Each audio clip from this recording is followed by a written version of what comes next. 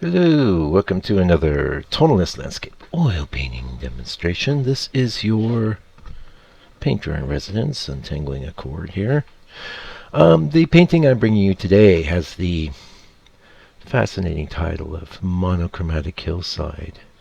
And I have, like, the color reference that I set up for this is really cool. I think I just kind of felt like doing a monochromatic painting that day. Sometimes I get that urge. And a little later in the video, I'm going to read from Bob Rome's book, The Painterly Approach, uh, where he's talking about creating value studies. Now, I wouldn't even consider this a value study. I just like monochromatic paintings, and I think they hold up pretty well on their own. Sold a few, and it's interesting that black and white doesn't always read as black and white, depending on the approach, right? And one of my big reasons I started getting into the monochromatic paintings was to establish that, if not just for myself, but for you guys as well, tonalism doesn't require color. It's an approach to value, okay? And I can get a tonalist effect with a monochromatic painting with no worries at all. So I will be reading from Bob Rome's book. He makes some great points about value in painting, but he tends to do value studies, which are a little less finished maybe than the thing I'm doing, but still totally valid. And what's great about for your practice, doing a value study, first of all, cleanup, not a big deal. You got some black, you got some white. I recommend mixing the two together to have a little pile of gray in between, and you'll find you're hitting that gray way more than you're hitting the white. So that gray, I think, is good to shoot for something around 50%. If you're going to err towards a little darker, like 60%, it's not bad. If that mix is too light, like say 40 or 30%, it's workable. But anyway, hopefully I don't want to stress that. I do want to do a color rendition of the scene. Heck, I might even do that today. I've been in this panoramic frame of mine, and I might just flip it. Anyway, so yeah, you've got your black, you got your white, you got your gray in the middle. Usually you're using one, maybe two brushes. I do recommend having a brush that's just a clean brush for darks, because when you contaminate that dark brush with even just a little bit of a light color, your darks won't read as dark. Yeah. And for me, it's just, a lot of fun making paintings like this. They take maybe a little less time. I don't have to pre-mix any colors or anything, but I kind of wanted to hit on this because, again, I'm getting lots of questions and emails and things from people. Can you show your palette? Can you talk more about the colors you mix?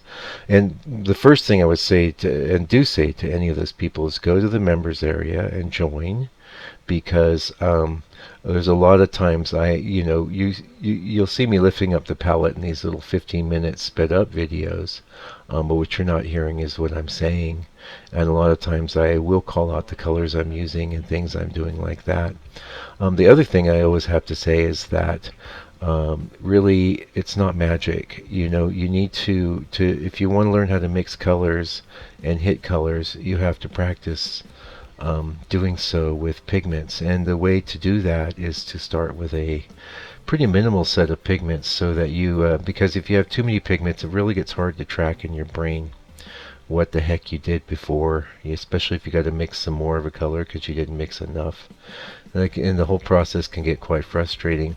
Not that the minimal palette isn't necessarily frustrating on its own, because the frustration is that you're seeing a color but you're not able to get it precisely. And that's absolutely fine. To tell you the truth, what'll happen, one of the reasons I think limited palette paintings are so good for people starting out, is that one of the biggest sins of amateur paintings is the paintings lack harmony in their color. And if you're working, say, with a palette that's just for argument's sake, cad yellow, alizarin crimson, phthalo blue, black and white, and then let's add in a green, phthalo green. Okay, you could do a heck of a lot with that palette. I mean, a lot. Um, Most everything you do with a limited palette like that will have automatic harmony, because you don't have all these divergent different pigments interacting, you know. Um, oh, looks like this video is going to be kind of short. I better jump into the Bob Rome. Yeah, looks like I set it for 10 minutes instead of the usual 15. That's all good, though. This is, I just want to get this one out. I've been sitting on it since November. Page 46, the painterly approach. Create value studies. Many great paintings through the ages have been created using a very limited value range. Through practice, you'll find that 4 or 5 value scale is all you need for dynamic yet subtle painting. He's telling you something here you ought to listen to. You don't need infinite values. 4 or 5 is sufficient. How many values have I used in my painting here? Maybe 5. You could make an argument for 6. Whether you're in the studio or on location, doing value studies will help you evaluate a scene, determine a value structure, or discover if there's a good pattern of light or dark. These studies greatly aid in determining which value group you want to shift an area to for simplicity. And that's the thing, you want to simplify the values, that you're apprehending. Especially, you're going to see a lot more values if you're out in nature than you will with a photo. Photos tend to limit the values right off the bat. Yeah. So simplifying the value structure, simplifying the composition structure, that's a really key to creating good paintings. He's giving you examples on this page, which you won't be able to see, so we'll skip that. But we have a little sidebar here. Let's read that. The value of squinting. When you squint, areas and textures of similar values merge into simple masses of an average value. By comparing simple masses of dark, medium, and light in your scene, you'll find an effective structure for your painting. Squinting also eliminates unnecessary detail information and reveals the most dynamic edges, which are the ones you want to paint.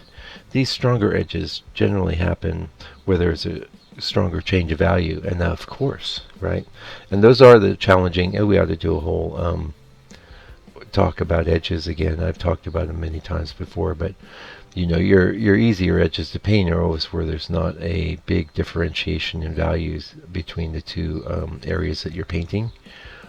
Say the toughest edges almost always to doing a painting is between the darkest shapes in your trees and the sky, which is always going to be the lightest thing in your painting. There are exceptions, like I have these very light trees, and this scene, by the way, is based on it's a New Zealand scene. It's up here in the north, and there's a time in the winter where they call them poplars, but so many different trees that look very divergent are called poplars. So don't quote me, but they go very white, and they're very interesting in the landscape. It's actually like a pale tan. I painted it white here, of course. And interestingly, also I should point out that if you were to look at my photo reference for this scene, you would go, "How you gonna make a painting out of that, Mike?" And I believe this is actually the original sky. I made a painting out of it through creative cropping and using the healing brush tool to get rid of there was a bit of road in there, and not nice metal road. It would have just been a diagonal slash of road that would have been paved road. And you can make paintings like that. I've seen people do it, but not for me. Yeah, thank you. The last thing I wanted to point out is that so if you're going to do a black and white painting, most of your computer programs will give you some black and white conversions. But I have to say, in Photoshop, there's a very handy layer effect that's black and white, and it gives you separate sliders for each of the color groups, like yellow or red or blue. And you can pull it, and you can really dramatically affect the conversion of the black and white process to create some nice drama. So I just wanted to pass it on to you. So short video today, but thank you so much for joining me.